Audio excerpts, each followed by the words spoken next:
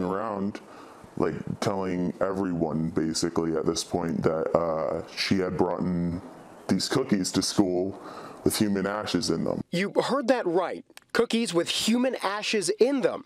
That's the allegation. This student says he saw a girl passing those cookies around at Da Vinci Charter Academy's high school in Davis 2 weeks ago, adding she said it was her grandmother's cremated remains baked into them. She was giving them to people, and it was just weird. According to this Da Vinci High student, whose family agreed to speak to Fox 40 about the incident on the condition we hide their identity for fear of repercussion from the Davis Joint Unified School District.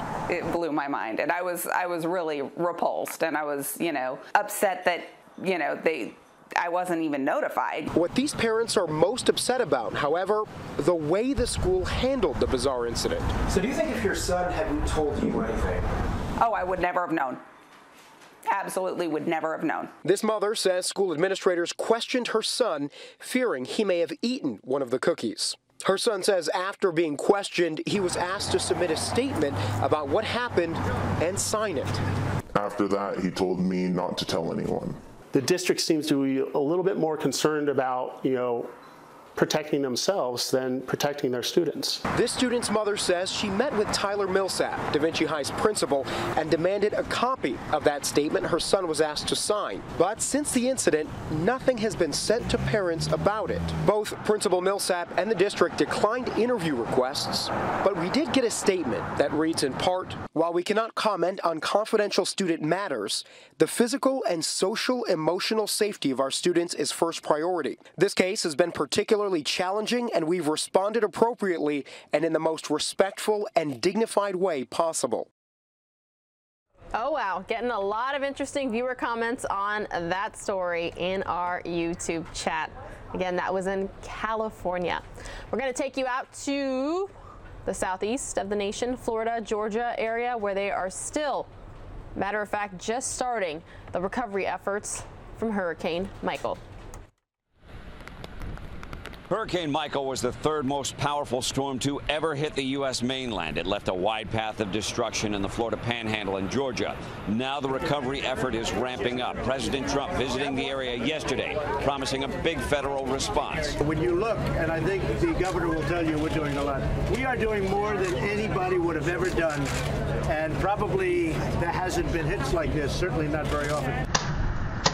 But it won't be easy getting folks here back on their feet. Thousands of homes and businesses were destroyed or damaged, and tensions remain high in many areas. In Panama City, there's a dusk to dawn curfew in effect to help stop looting, with several businesses already reporting break-ins. This hit so hard and so fast that the different aspect of human nature is going to come out, and people are going to do anything to survive. But police say those are isolated incidents, and in most areas there's a cooperative spirit setting in, even among people who have lost nearly everything. Everybody's helping each other. If they need something, we give it to them. We've given them gas, tarps. We're giving away. Whatever we had that we didn't need, we're giving away.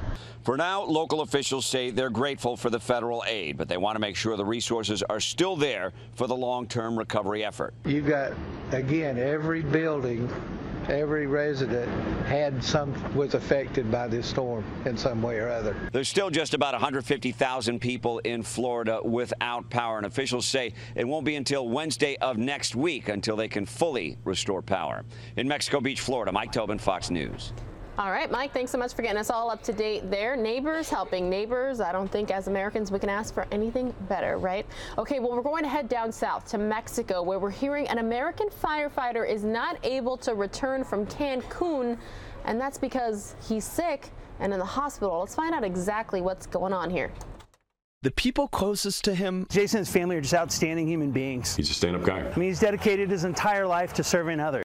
Can only say nice things about Jason Oliver. The Army veteran and firefighter of 6 years in Lafayette took his wife on an anniversary trip to Cancun, Mexico. But then, hoped I'd never get that kind of news. His health took a turn. They did find some spots on his CT scan. His brain was bleeding. His wife Megan says Jason started getting terrible headaches on Friday. They took him to a local hospital. They then said it's going to be $6,000 a day. For him to be in ICU. Now Oliver says the hospital wants to keep her husband there for a week as their bill keeps climbing. It feels like it's extortion, right? Like, you know, my husband's got this going on and I'm scared to death, and they can tell I'm scared to death. Meanwhile, a whole Colorado community feels helpless. The biggest struggle we're having right now is getting the doctor in Mexico to admit that they don't have the ability to treat Jason the way he needs to be treated. All they're doing is watching him. They're not treating him. Friends telling the problem solvers they start a campaign to bring Jason home, calling local representatives and the U.S. consulate to put pressure on the hospital. It makes us feel so loved. Oliver says the hospital will now do more tests, hoping that brings them one step closer to bringing Jason home. All right, speaking of health, Dina Santofanti is here with the Fox medical team to get us up to date in regards to something relating to women. This may sound like a strange question, but do you know what type of breast tissue you have? It's an important question to know the answer because about 40% of women in the United States have dense breasts. That means cancers and dense tissue show up white on a mammogram. This is why this is so important. A radiologist explains it's like looking for tumors in women with dense breasts can be like looking for a snowball in a snowstorm. And because of that, often these tumors are missed by radiologists. So if you find out you have dense breasts from your first mammogram, and doctors are legally required to tell you that, during your next visit, you might want to ask for a 3D mammogram, an ultrasound, or if you qualify, possibly ask for an MRI. An MRI is an excellent option for those women that qualify for it. If you are at higher risk, like you have a first-degree relative with breast cancer, or you had radiation to your chest as a child, those are things that will make it possible for you to get an MRI, and those are excellent for screening as well. So keep in mind, for all women over the age of 40, mammograms are still considered the gold standard when it comes to detecting breast cancer early. But knowing that you're getting the right mammogram, if you have dense breast tissue, that can help further your peace of mind. Or you might need additional screening. With your Fox News medical team, I'm Dina Santofanti. All right, everybody, that audio was a little bit difficult for me to hear. Hopefully it wasn't too bad for you. Well, I do believe Tracy Carrasco is here yet again to get us all caught up on some of the day's business briefs. It is Tuesday, October 16th. Believe it or not, we are nearing Halloween, then Thanksgiving, Christmas, then New Year's. Where has 2018 gone? Uber has reportedly received proposals from Wall Street banks valuing the company at as much as $120 billion in an initial public offering. That's more than GM, Ford, and Fiat Chrysler are worth combined.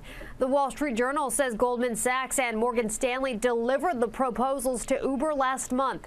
The IPO could take place early next year. Meanwhile, Uber's rival Lyft is offering its passengers a monthly subscription plan. The plan, which costs $299, covers 30 rides up to $15. Lyft is pitching the plan to young people who don't want to pay to own a car. And Apple is addressing a smear campaign over its new bagel emoji. They've updated it after bagel fans complained over the lack of spread.